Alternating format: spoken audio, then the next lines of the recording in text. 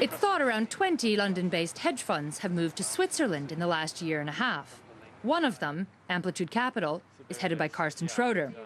The UK is soon to become one of the toughest tax regimes in Europe, and Schroeder told Bloomberg quality of life in his new base, Zog, in Switzerland was another attraction.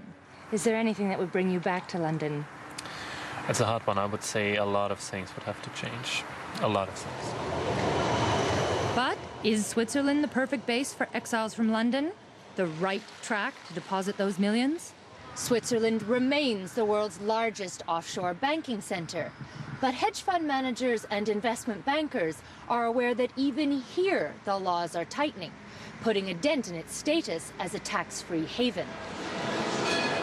The Swiss were forced by overwhelming international pressure to relax their tradition of secrecy after a tax fraud scandal was exposed. The whistleblower, Brad Birkenfeld, a U.S. banker who formerly worked for UBS, admitted he'd helped a U.S. client evade millions of dollars in taxes.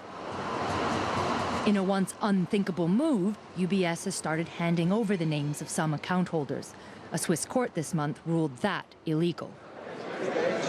Newly appointed Swiss President Doris Leuthard introduced herself recently to the world's ambassadors based in Bern. She's pledging her country would never be a home to tax evaders and criminals. We never did give a place for citizens which have become tax frauders. This is not in our interest, neither in the past nor in the future. Private bankers meeting in Bern insisted the country would succeed in both satisfying international opinion on banking openness and maintaining traditional Swiss secrecy. I would say look at Switzerland as an interesting place to be, but also as an interesting place to work together. I have the feeling at the end of the day between London and Switzerland there are many, many common interests, and actually we should try to get closer together. And as for Carsten Schroeder, who moved his business from London, he says he wants Switzerland to tighten regulation even further.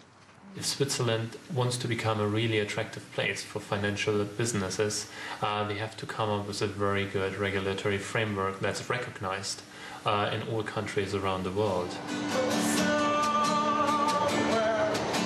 Meanwhile, a Bern busker sings Somewhere Over the Rainbow. Perhaps to signal to more London bankers it might be worth following the yellow brick road to Switzerland. Poppy Trowbridge, Bloomberg News, Switzerland.